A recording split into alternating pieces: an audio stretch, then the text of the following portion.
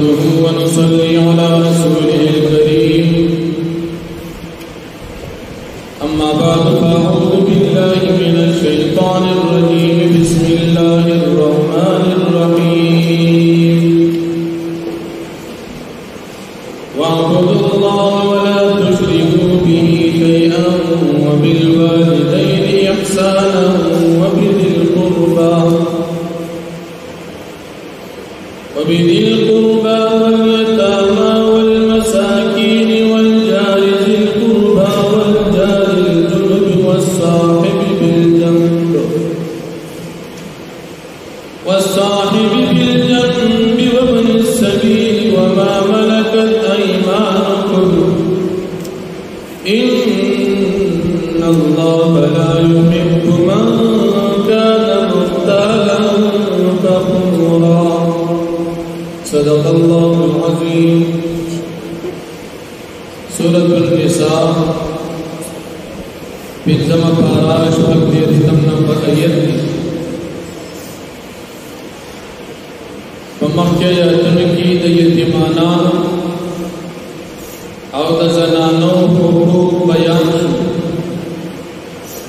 اوس په دې آیتونو کې د عام مومنانو او د والدینو حقوق ذکر کیږي. نو په مخکې آیاتونو کې حقوق العباد بیان شو او په دې آیاتونو کې حقوق العباد ذکر کیږي. الله رب العالمین فرمایي تاسو یوازې زما عبادت وکړئ او زما سره په عبادت کې څوک مه شریکوئ، مد ذات لحاظ سره او مد صفات په لحاظ سره. الله رب العالمین په اعتبار د ذات او د صفاتونو سره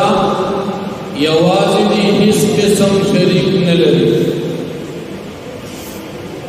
تفسیری نسبیلی کی کہ اللہ رب العالمین د عبادت سلور اقسام یو الوفاء بالعهود وقبل وعدہ باندی وفا کول فعالم ارواح کی تمام انسانیت وعدہ کردہ الست بربکم قالوا بلا پدر عقیدہ توحید باندی وفا کول لیت والرضا بالوجود او سچ اللہ پاک درکڑی دی باغی باندی خوشحالی دی. اللہ کی صدر کڑی کمال دی، صحت دی، اولاد دی، کور دی، تا اللہ پاک کا فیصلہ باندې ترسی. او دی والحفظ للحدود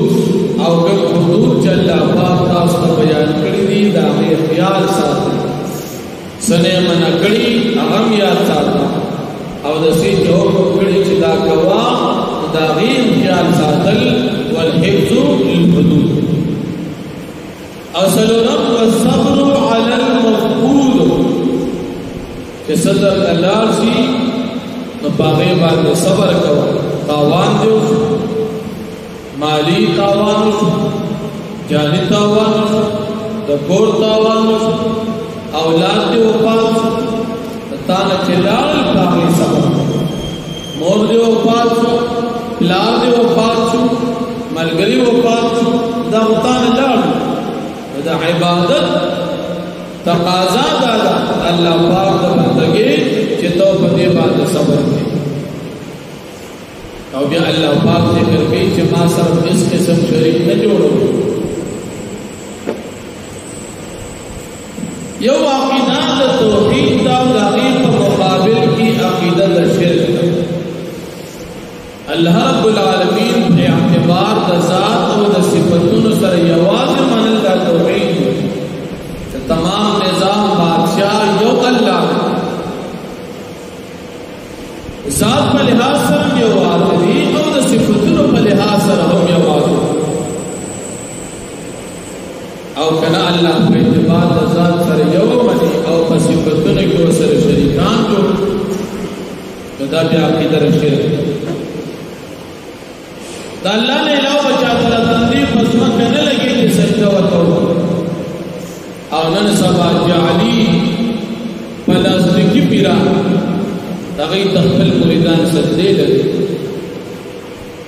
اوس په افغانستان کې قندهار کې یو خاندان دی ګیلاني خاندان داغه تقریبا 3 رونه دی او پیر پټان دی او بل پیر ابراهیم دی ګیلاني یو بل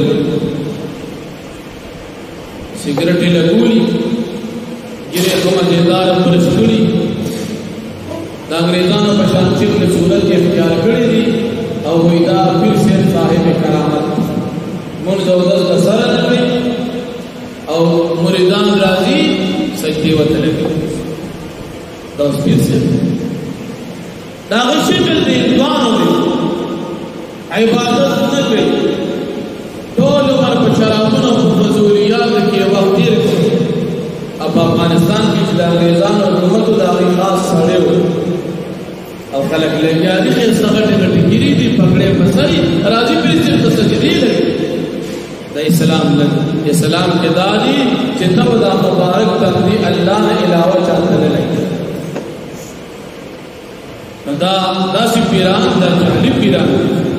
دا نقلي پیران دي دا پیران نه دي ګڼ کمان دا صرف دیوال دا تناس پیر خو دې ته چې تب د شریعت پابند ویلی صوفی کرام پیر شوی نبی کریم صلی اللہ علیہ وسلم وی پیرو دا شریعت پابند دا صحابہ کرام تزکیہ بے کولا دا اخلاقی ظاہری جسمانی باطنی روحانی داغی علاج بے کولا پتہ نہیں مانے سے غٹ پیرو او غد شریعت پابند ندانن سبا چکم دا انگریزان دا پیران جوڑ کری دا پکار دی چې دا شریعت پابند شو یو مرید تا سجده لګي ته مسلمان ته کومه پاتې شو وی منګي په مسلمانې کې شک او تور مریدان لګ تداغه کرامات خبره کې موږ دا د ایمان سودا کو ایمان پکې مرید راځي ته سجدي لګي ته طلاق نه کېدا ته مسلمانې دې ته نه اوس عبادت دا حق د الله دا الله نه راو چا ده کې سجده لګول طواف کول غیر الله نه مدد غوښتل دا هم خراب ناروا سوال د الله نه طواف کې صرف د بیت الله الله په حکم عبادت او که تقبل للاس او د قبر نه تاوي دا د عبادت چې الله سره دا صاحب شریک قبر والا نیک انسان نه تم نه شکل ته چې دا قبر نه تاوي یو ته دا بزرګ راغل الله بندگی کړي او بزرګ دی ولې اگر منځونه کول ته بل ماز او دا قبر تباونه کې وي زو بصوره سي مدینه راسي دا نیکان چې څومره توحید الله نیکان په دغانه دینو عبادت کړي ځان ستړي کړي او ته زو تباونه د قبرونه او بیا باندې ګلار چې صاحب قبر اولاد و په خدای بشي او کتاب بشي دا د خدای دی ازمین د مال او بشیره اولاد الله و حدیث ذمہ داری الله نے علاوه چا سره نشته مدا عقیده د توحید او د غیب په مقابل کې عقیده د شرک تا الله د من مسلمانان د دین او دارونو خلاص مزارونه با آباد ساتي جمعهونه ته نه دا باندې بدبخت داس زیارت سره مناسب کړي چې میټي په جمعه ته نه راځي نو ته الله دې قبر له پیدا کړی چې جمعه ته عبادت ته پیدا کړی ال تشراتی جالو به راغتی کپڑے به راغتی او مزیدار سپرے وتر به راغتی ګرباته به راغتی او قبر پتاوی کې تبخر میلې کې دا کوم خدمت چې د قبر کې راشده خدمت د جمعه ته کې د دینو سبب درته ملو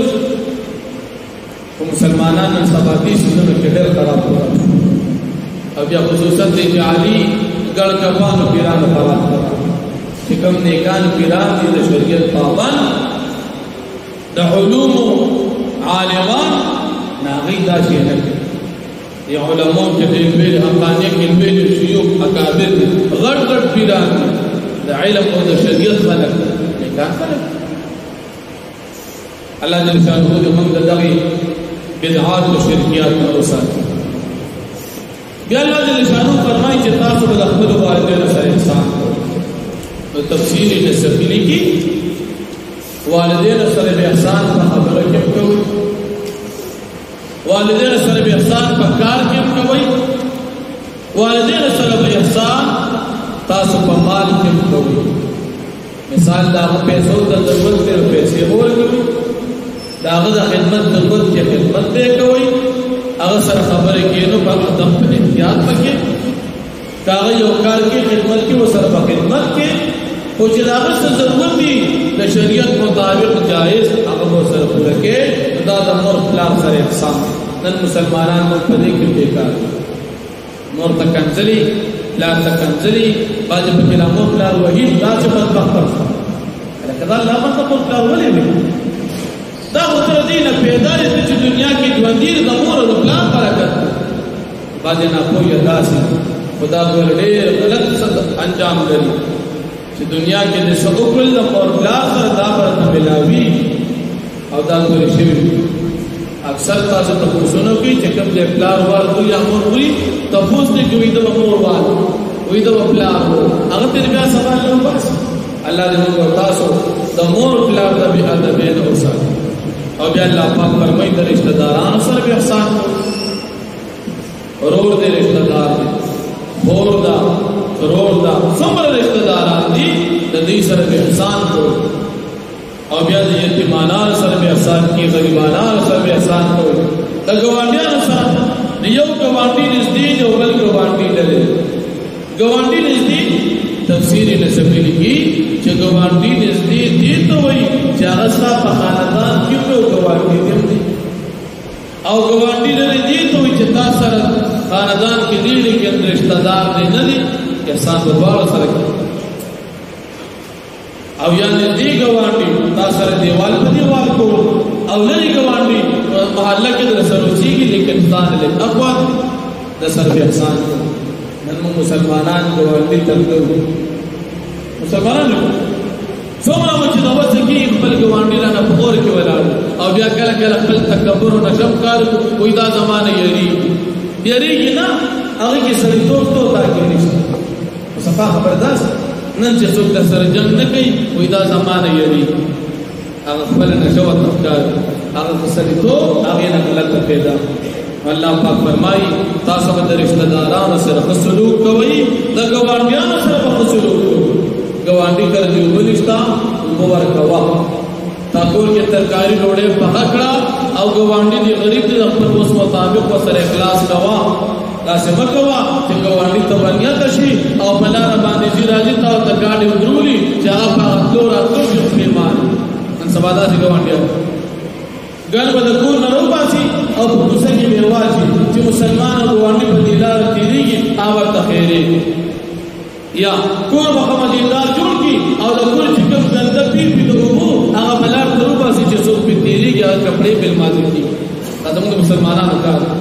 یا کور به مدیندار جوړ کی او د کور د وو پیر بلار کې روباسي هغه باندې وچه د موړه جوړ کی چې ګوانډي په مسلمان دي او ورته خیرې کوي موږ مسلمانانو په دې باندې عمل تاسو الله پاک فرمایي تاسو د ګوانډي سره احسان ګور الله روي کولوکا او پدور کان نن موږ مسلمانان څخه کول کولوکا خیر کې لار دې تک کوشش کو الله ځان لګیرو بل حق ته موږ تاسو سوینا